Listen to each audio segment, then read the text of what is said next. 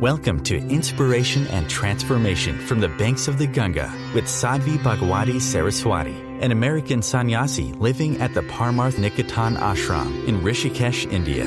Sadhvi is president of the Divine Shakti Foundation, a charitable organization bringing education, vocational training, upliftment, and empowerment programs to women and children. Sadhvi is also Secretary General of the Global Interfaith Wash Alliance and Director of the world-famous International Yoga Festival. Join the musings of an American sannyasi as Sadhvi shares the wisdom and teachings of her guru, His Holiness Pujya Swami Chidanand Saraswati Ji. Welcome everyone to Inspiration and Transformation from the holy banks of the sacred Ganga River in the land of Rishikesh, India. Is celibacy really essential for spiritual growth? And if yes, how do we householders deal with this issue while continuing to walk on the path? First of all, celibacy is definitely not essential for spiritual growth. The scriptures, the history, the spiritual history is full of householder sages. When we say householder in the Indian tradition, it means people who were married, people who had families. In fact, if you go through the scriptures, chances are, if you literally cataloged all of the sages, all of the saints, all of the wisdom holders, the wisdom givers of the spiritual tradition, chances are there'd be more of them who were householders than renunciants. So the householder path, the path of marriage, the path of a family, is absolutely one that is as capable of bringing you to spiritual awakening and enlightenment as the path of renunciation. The question then, of course, comes also then, where all the emphasis on celibacy? Where is the emphasis on renunciation? So let me try to give this to you in as succinct a way as possible. The Indian spiritual tradition, the Hindu dharmic tradition, is one in which one of the fundamental tenets, one of the most core, basic, absolute tenets of the tradition is you are not that body, you are the soul. You have a body. The body is a tool that you use in order to walk the path of your karma and attain enlightenment. But you're not the body, you are soul. And so the vast majority of spiritual practices are all those to help us realize, I'm soul, not body. So for example, there's a lot of fasting. Well, doesn't mean there's anything wrong with eating. Obviously, you're going to go back to eating again. There's a lot of practices of staying awake all night. There are certain holidays in which people stay awake all night. They chant, they meditate, they pray. Well, again, sleep isn't bad. You're going to go back to sleeping again after that night of staying awake. So why do we fast? Why do we stay awake all night? When we know, okay, I'm going to eat again, I'm going to sleep again. And the reason for these practices, and so many more like them, you'll see sometimes sages, particularly in these gatherings of saints, you'll see some of the sages who, for example, have had an arm over their head for the last 25 years, literally. When Pujya Swamiji was doing his sadhana, he had to stand on one leg in tree pose for 11 hours a day. Now, it wasn't about thou shalt not stand on 2 feet. It was not a teaching of standing on 2 feet is wrong. What all of these practices have in common is to drill it into the brain. You are not the body. Fasting, the body's going to scream, I'm hungry. Staying awake all night, the body's going to scream, I'm exhausted. Standing on one leg, the body's going to scream, put it down, I need to rest. But if you stay with the practice, there's an awareness that comes that's much, much deeper than just telling yourself you're not the body. There's an awareness that comes that says something like this. Hunger came, hunger rose, hunger flooded me, I didn't give in, and I'm still here. Sleep, the urge to sleep came, the urge to sleep flooded me, I didn't give in, and I'm still here. The urge to put my arm down was really, really strong. I didn't give in. I'm still here. The message being, I am not the calls of my body. I'm not the hunger. I'm not the thirst. I'm not the fatigue. I'm not the pain. And even though eventually, yes, we'll eat again, we'll sleep again, most people will put their arm down again. Puja Swamiji now walks on both feet. The message stays with you. I'm not the body. And so when you have then calls of the body, yearnings of the body, whether it's something as basic as hunger, thirst, fatigue, or whether it's anger, whether it's lust, whether it's greed, whether it's less physical urges, but just as much urges of the physical body-mind taking place in my physical brain. Well, I have the same teaching. I'm not the body.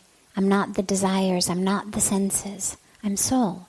And so we're much, much more able to live lives of discipline. So that's what the core practice is. And so, for example, even married couples,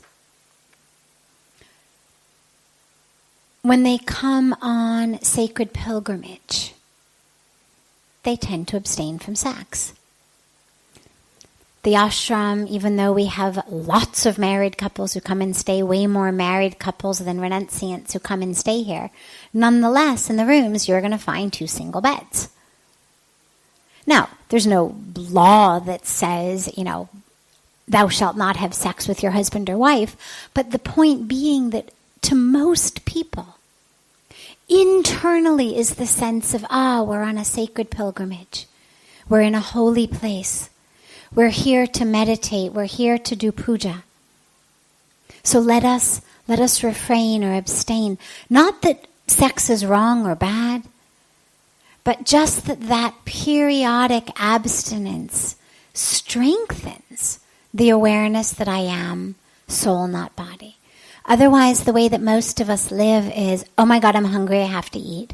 Oh my God, I'm tired, I have to sleep. Oh my God, I'm full of lust, I have to have sex. And we're run by our urges. So that's where there's an emphasis on celibacy. Now, there's another piece to it. The energy in the body, which when we talk about it coming in on the breath, we talk about pran. But pran is much more than breath. Pran is life force, literally. We talk about ojas, which is literally like the energy of the body that runs the body. And what's believed is that on a very biological, physiologic level, when you have sex, you lose that energy of the body. That ojas of the body literally goes out of the body along with ejaculation. That's what happens with sex. And so for people who, whether they're on a deep spiritual path or whether they just want to be healthy, the advice that they're going to get from spiritual teachers is going to be, don't have too much sex. Conserve the energy of the body. Don't release it so quickly. Don't let it go so easily. This is sacred energy of the body.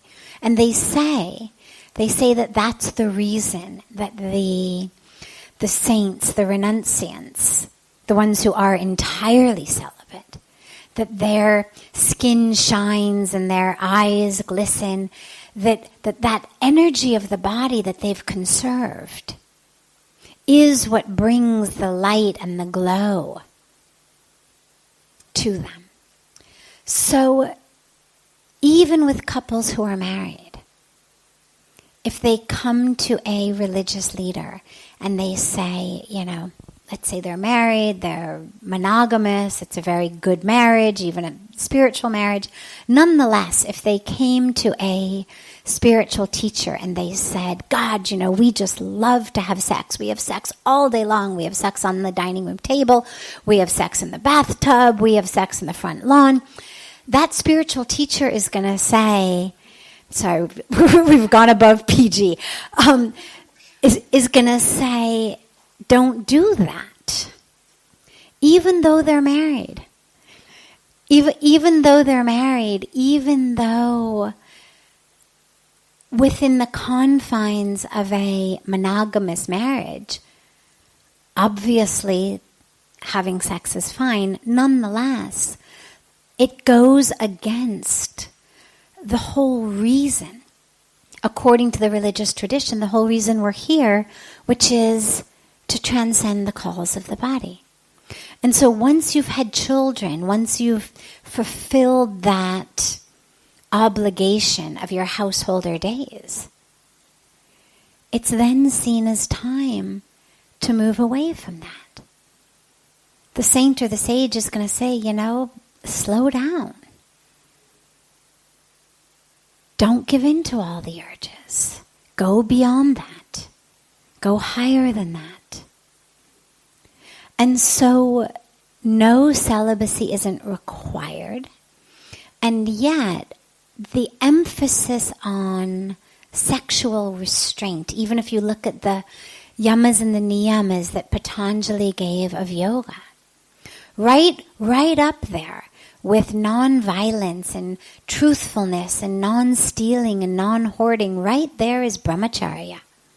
Now, it doesn't necessarily in that context mean absolute celibacy, but it means restraint of the senses. Restraint of the senses, because ultimately the goal is that I pull inward. And that rather than responding to the urges to consume the world around me in a variety of different ways, that I shift inward to rise higher inside me into that state of oneness, into that state of samadhi, into that state of divine union, into that state of spiritual awakening or enlightenment. So that's where the emphasis comes on celibacy. Now, obviously, for those of us who wear this color, yes, it's essential because we've taken official vows of renunciation. But most of you seem to be, if you're householders, it doesn't have to be complete renunciation. It doesn't have to be complete abstinence. But just ask yourself, what's your goal? What's your highest goal? And what things are in service of that goal? And that's really what the bottom line is when we talk about free will. It's freedom. It means I have the ability to choose with my consciousness, not with my stomach, not with my tongue, not with my sexual organs, but with my higher consciousness. I have the freedom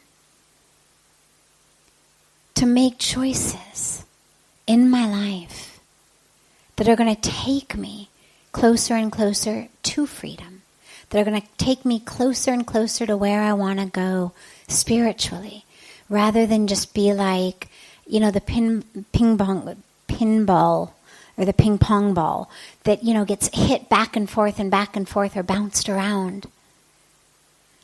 How can I be the master of the senses so that I can then actually attain the goal of why I'm here, which, as we know, is not just eat lots of yummy food, drink lots of things that taste good, go to nice places, have a lot of sex, buy things. I mean, obviously that's not why we're here, and those of you sitting here know that.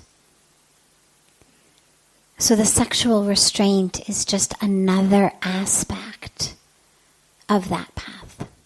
You're listening to OTR-FM, part of the IOM radio network. Being a radio host on IOM FM allows you to build your show on a rich platform with the power of the internet to fulfill your outreach goals and connect with a very specialized and global online audience, unlimited by time and distance. OMTimes Radio will provide you with web relevance, a recognizable conscious brand, and with the standard of excellence that has accompanied every single Circle of Hearts Radio is a sanctuary on the airwaves. Join me, Grandmother Elia, in the circle on Sunday 2 p.m. Eastern as I share information to both enlighten and nourish your soul. Hi, this is Christina Ricci with RAIN. Every 2 minutes, another American is sexually assaulted. If you or someone you know has been sexually assaulted, you are not alone. Help is just a call or click away through the National Sexual Assault Hotline.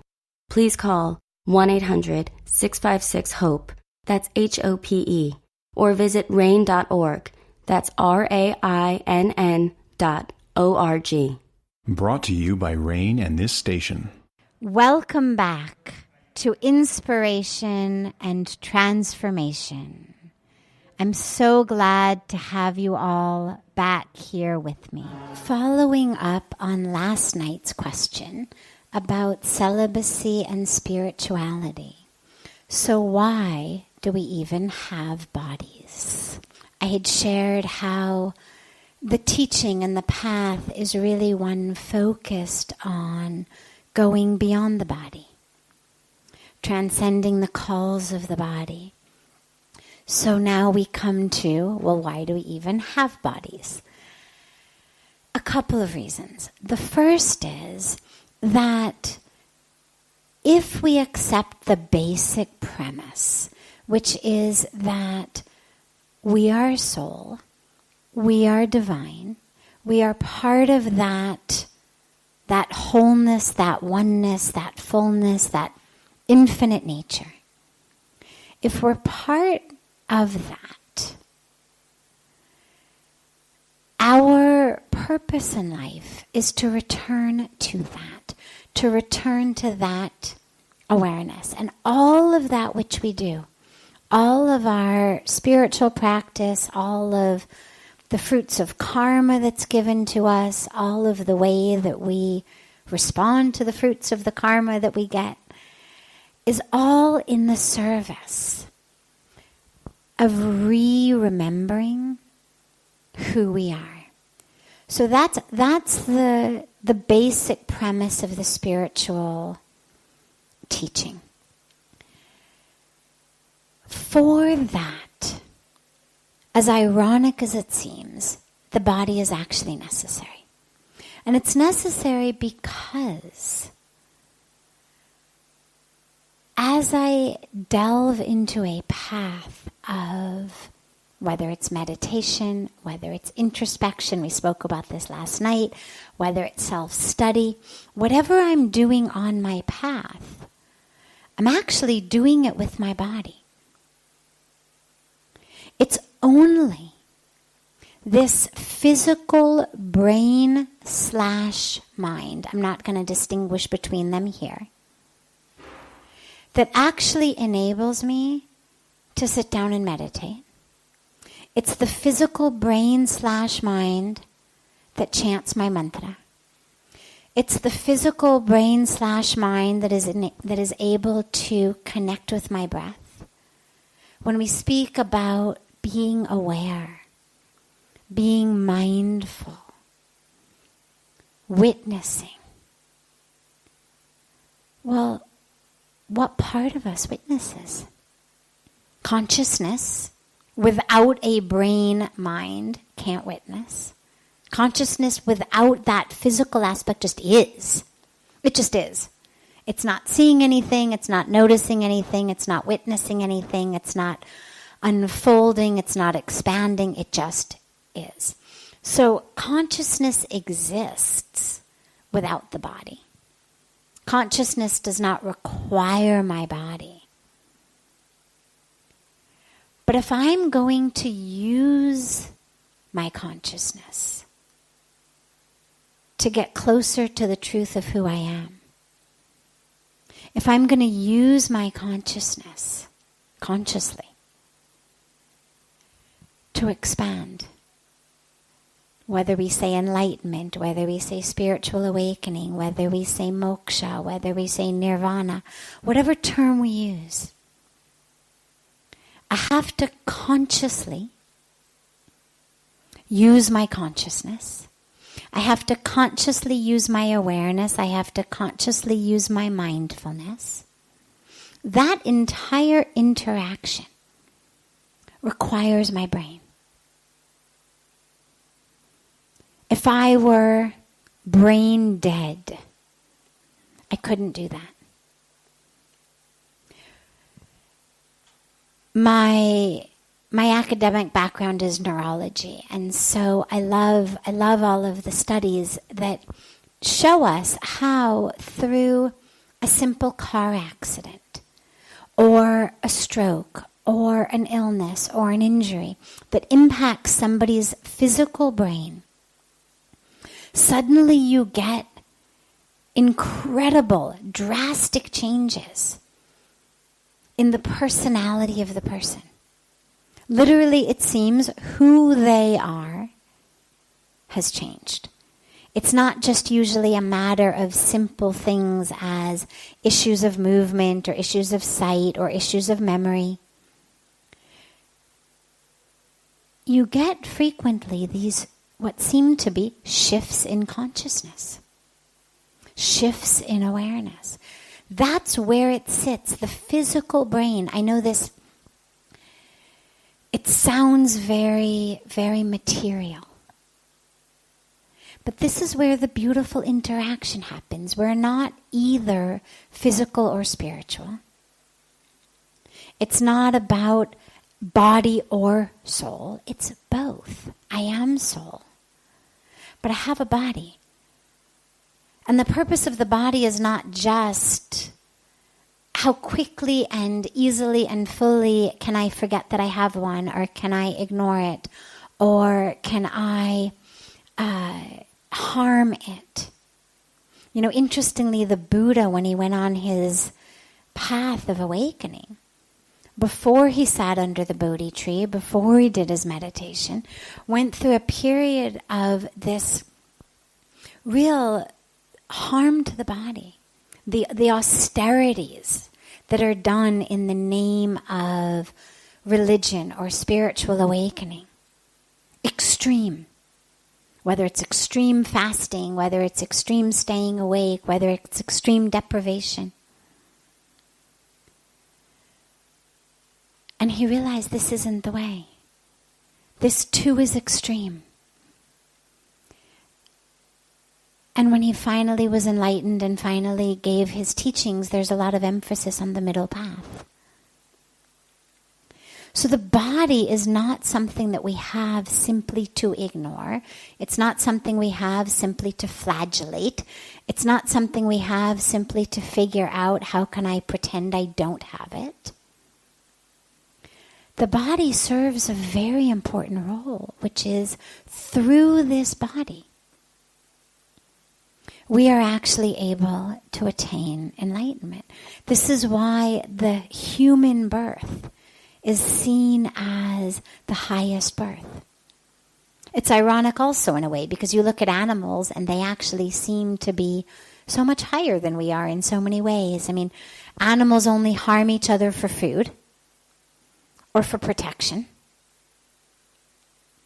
Animals don't, hurt each other just because they were in a bad mood that day. Or just because they could, or just to show another one, okay, look,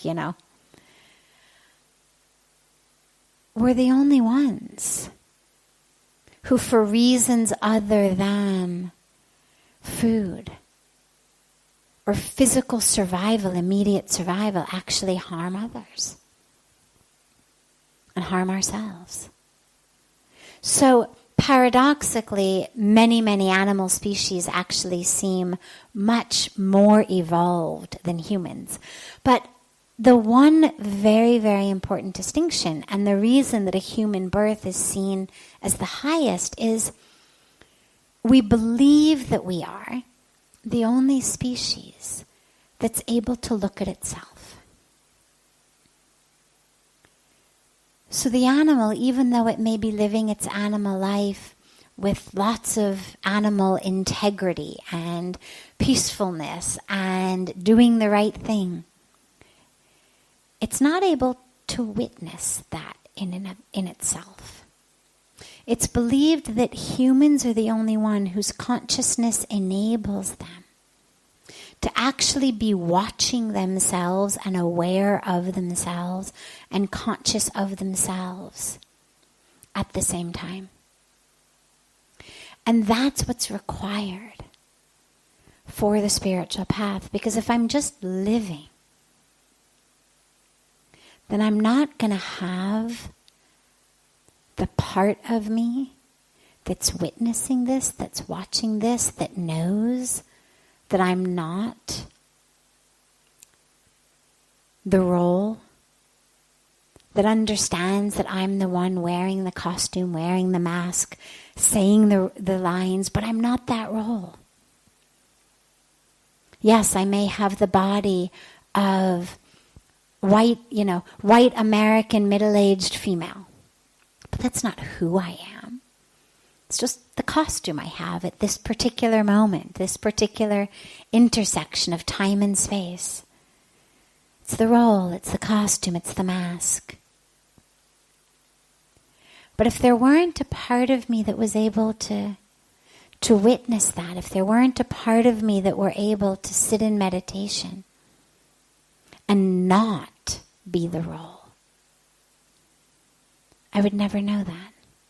And so our brain/mind, the very physical aspect of that, is actually required for awareness, for attention, for focus, for introspection, for gyan. Any of the three paths of yoga, the three main paths of awakening, Gyan Yoga, path of wisdom, Bhakti Yoga, the path of love and devotion, Karma Yoga, the path of action service.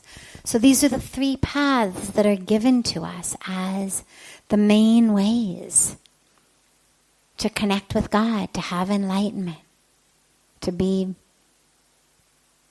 self-realized. Every one of them requires a body. If I'm going to do anything, well, I certainly need hands and legs to do it. I need a brain to plan what I'm going to do, to understand what I'm going to do, to implement it. I wouldn't be a very good karma yogi with no arms, no legs, and no brain to plan or execute. Similarly, if I'm following a path of Jnana Yoga, of wisdom, of understanding, if I'm asking myself, who am I, who am I, who am I? Well, there needs to be a part of my brain that can do that. I need my brain. The consciousness that just isn't asking any questions. It's my brain that says, who am I? Not my sari, not my skin, not my blood, not my organs. Who does that? My brain does that. If I follow the path of love or devotion, still need the body. Whether we talk about love existing in our heart or love existing in our brain, either way, it exists in the body, in me. Feel it in me. If I were brain dead, I would no longer be able to be on a path of devotion. So whatever path we're on, it requires the body. So that's why we have the body. We mistakenly think we have the body because first we think I am the body. So this just is me. I have it because it is me. We then start to move beyond that. We think, well, maybe I have a body because that's the point of life, right? Eat, drink, be merry, enjoy. I have a body so that I can enjoy the taste of pizza. I have a body so I can enjoy the taste of chocolate ice cream. I have a body so that I can enjoy.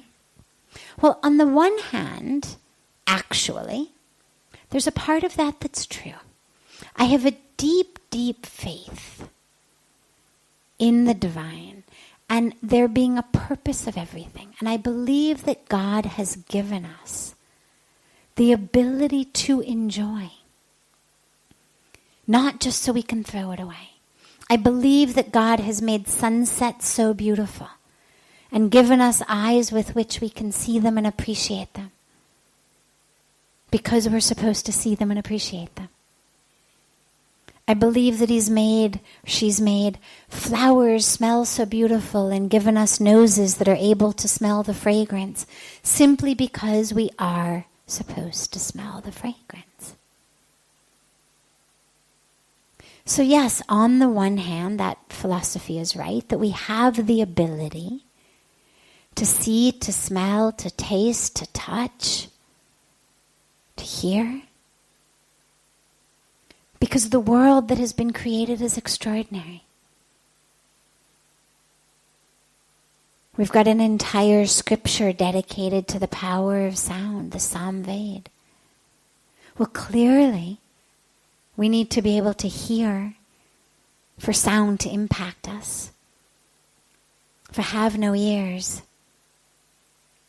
if I have no inner ear, outer ear, doesn't matter how beautiful the music is. It's not going to impact me. So yes, on that one hand, I believe that the body has been given to us so that we can really absorb and enjoy and love and have gratitude for the incredibly beautiful creation. And that's not the end. It doesn't end there. We haven't been born simply to enjoy the taste of pizza, enjoy the sight of a sunset, enjoy the smell of a flower, enjoy the sound of Mozart. These are beautiful, beautiful things along the way.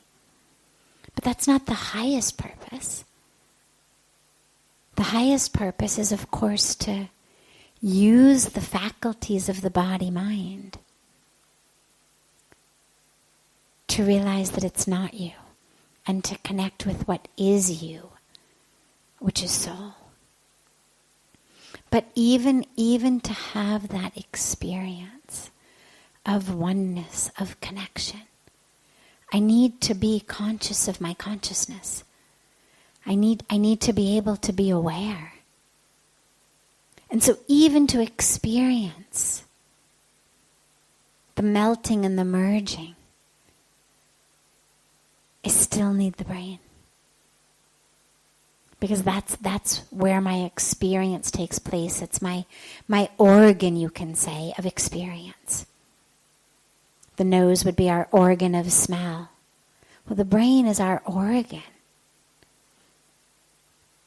of experience, of interacting with the world. All of the smells, all the sights, all the sounds, it all eventually gets processed in the brain. This is how we interact with the world. So that's why we have it. But just because we have it doesn't mean we are it. We have it not so that we can be its slave, but so we can use it. I mean, you could say, well, why do I have a microphone? I have a microphone so I can use a microphone. I have a microphone so that those of you in the back can hear what I say. Last night when the electricity kept going out, we realized, how grateful we all are for the microphone. But just because I have it doesn't mean I am it. We're all clearly able to understand, I have one. It's great, I'm so glad I do. But there's a big difference between having something and being something. And there's a big difference between me using it and it using me. This microphone is not telling me what to say. But when we think we are our bodies, or when we fall into the trap of believing that just because there's a signal that says hunger or sleep or sex or this or that, that means that I have to do it. Well, I was hungry, of course I had to eat. Well, I was sleepy, of course I had to sleep. Well, I wanted it, so of course I had to have sex. No. We're not slaves of the body just because we have one. Any more than I'm a slave of this microphone, of what to say. But we use it. It's the only one we have. It's an incredible gift. And we use it for all that it can give us, ranging from gratitude and enjoyment for the miracles of creation to the ability to take us into the miracle of the Creator. And that Creator within our own selves. This is OTR-FM, part of the IOM radio network. OMTimes Magazine is one of the leading online content providers of positivity, wellness, and personal empowerment. A philanthropic organization, their net proceeds are funneled to support worldwide charity initiatives via Humanity Healing International. Through their commitment to creating community and providing conscious content, they aspire to uplift humanity on a global scale. OMTimes, co-creating a more conscious lifestyle. Do you have time to read that inspiring book or that blog post you've been meaning to get to? In your busy world, how do you improve yourself and keep your life going? I'm Lisa Kay, and my Between Heaven and Earth radio show can transform your life just by listening. Be uplifted with inspiring topics, positive stories, and ideas that really work. Between Heaven and Earth radio is conscious living for your soul, every Wednesday at 4 p.m. Eastern Time. Like Baldwin with People for the Ethical Treatment of Animals. I grew up loving circuses and other traveling animal shows, but it never occurred to me what life might be like for the animals. Training wild animals to do things they don't understand takes force. Routine discipline with a hook or whip with the heel of a boot shows the animal exactly who's the boss. Don't patronize animal acts. Please contact People for the Ethical Treatment of Animals. 757-622-PETA. Welcome back. This is Sadhvi Bhagawati Saraswati with inspiration and transformation. How to manage Seva and Sadhana. Well, for those of you not familiar with the terms, Seva is the selfless service that we do. So in English we tend to talk about volunteer work, but Seva is much deeper. Volunteer work tends to stem simply from the idea of, I like this organization, I like what they stand for, I will,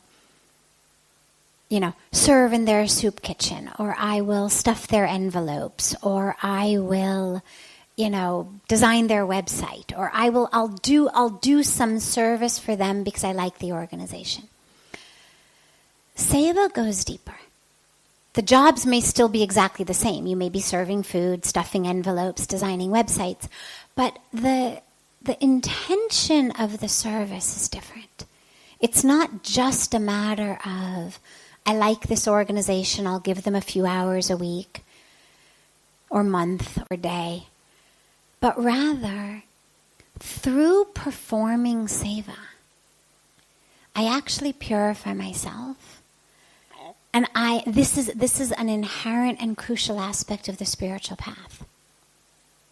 Through performing seva, I'm actually growing spiritually. I'm actually getting closer and closer to awakening, to enlightenment, to whatever my spiritual goal is. The service gets me there. And the service gets us there because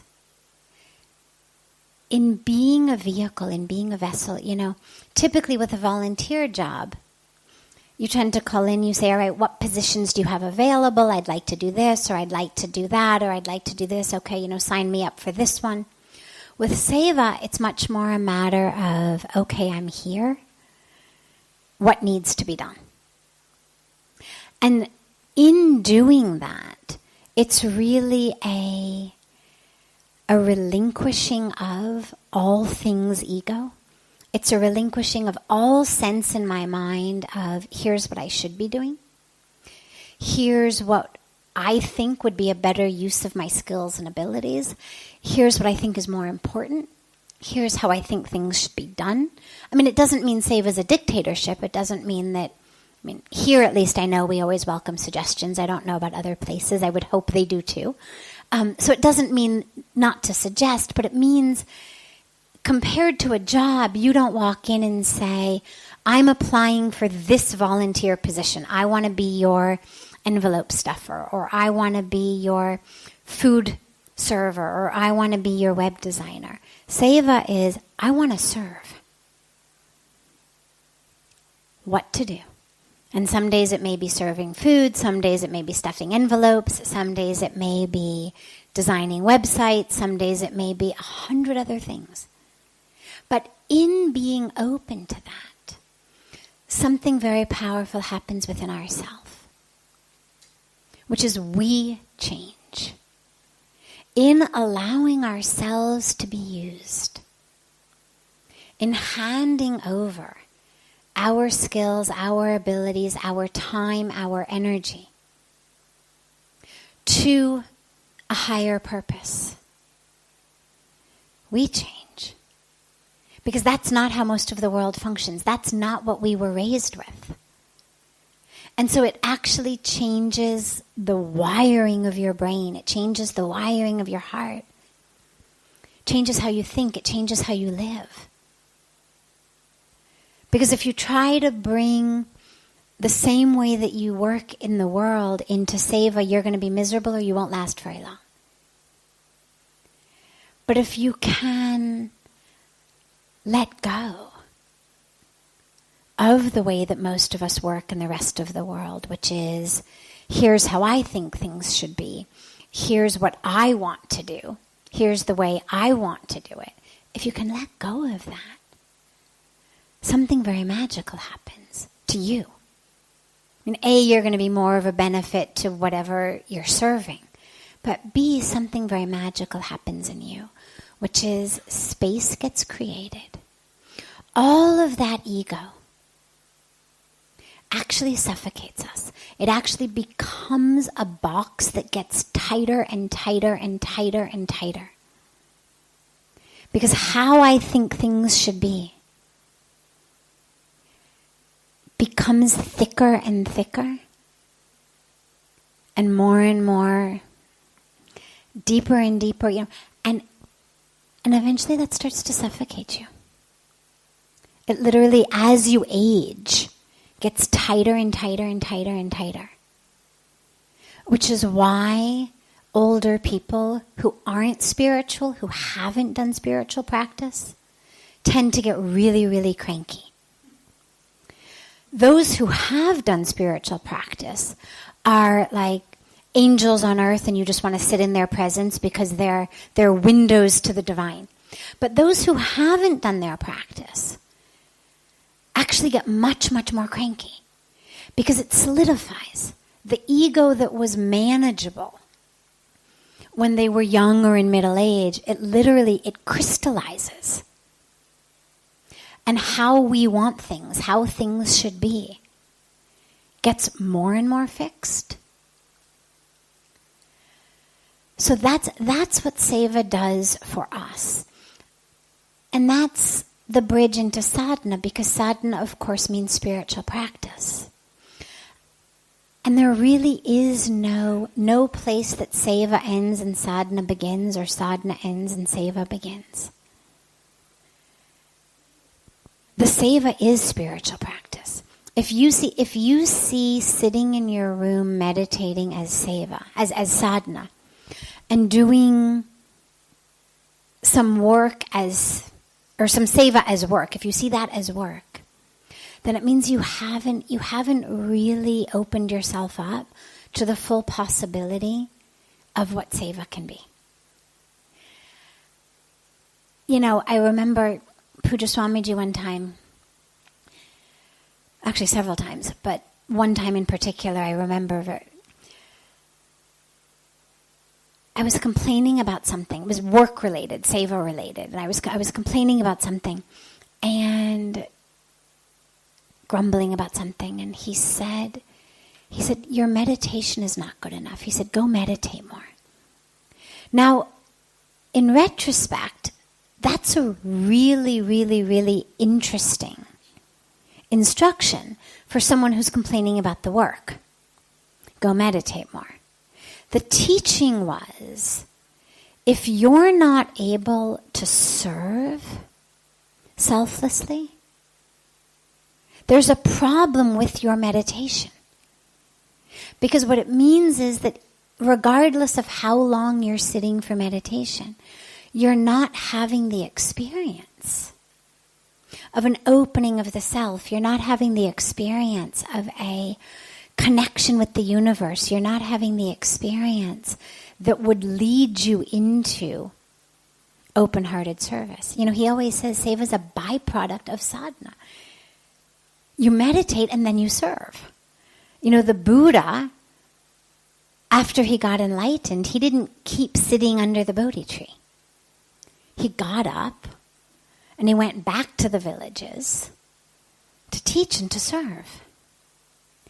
That's the most natural outcome, and this is why all of the great saints are the ones who are running all of the schools and the hospitals and the this program and the that program. Why? Because as a product of their meditation, they've experienced such a oneness with the world that serving that world becomes as natural as feeding themselves or taking a bath or scratching an itch or going to sleep. And so Seva and Sadhana actually become one. I'll tell you a personal story about this. When I was taking sannyas, I had a very unusual situation, which is Puja Swamiji is my guru, but there's this other saint whom I just adore to no end, who is like my divine mother, in just whose lap I want to sit, and he's much older, and he's a very, very, very renowned elder of the saint community. And he was going to come and give me sannyas along with Puja Swamiji, so they did it together. But he has hundreds and hundreds and hundreds of other sannyasis he's initiated. It's like that's what he does, is just initiates and trains sannyasis, along with so many other things he does. But so when a few weeks before the official ritual of the sannyas ceremony, I was talking to Puja Swamiji about anything specific that I needed to do to prepare myself. And he said, go and talk to Maharaji and see what he says. So I did, and I went and I met with him, and I said, Maharaji, is there anything I need to do? And he said, yes. He said, it's very, very important. He said, so there's several things you need to do. First, for 1 week before the initiation ceremony, you must observe silence. I said, okay. He said, and for 1 week, you must fast. He said, you can have milk and fruits, but you must fast. And for 1 week, you must basically stay in your room meditating. He said, don't come to the office too much. Wait, don't write it down yet. It's going somewhere. So he says, stay mostly in your room and meditate and don't, come to the office too much. So he said, okay, now tell me what you're supposed to do. And I said, well, okay, first of all, I should observe silence. And he says, unless, of course, Swamiji asks you anything, at which point you will speak immediately and not waste his time by doing some kind of charade and making him try to figure out what you're saying. I said, okay.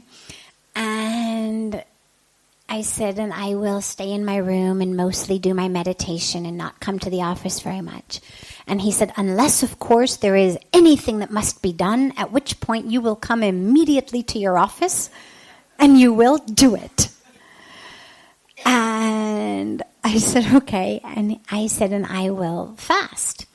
And he said, unless, of course, that fasting makes you too weak to do the work that you've got to do, at which point you will eat a full meal. He said, you understand?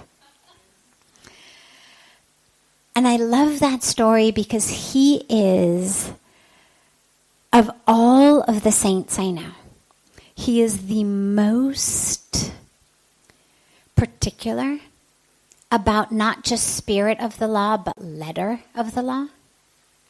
There are right ways to do everything. There are right ways to pour water from a thermos into a glass.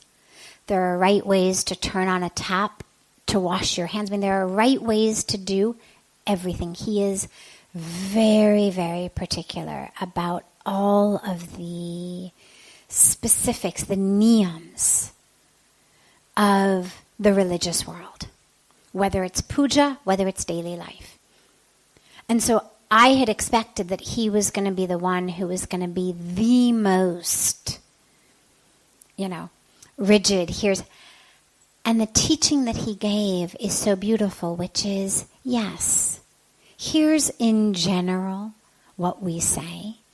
And the seva is so crucial, not for the world. He's not losing sleep over the state of the world. But the seva is so crucial for your spiritual development. Following the instructions of your guru is so crucial for your spiritual development that it trumps any other practice or injunction that you may be following. And so that for me has always been the teaching of where Seva and Sadhana overlap. This brings to a close this hour of inspiration and transformation.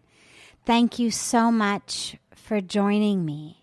I'm so glad to be together with you all each week.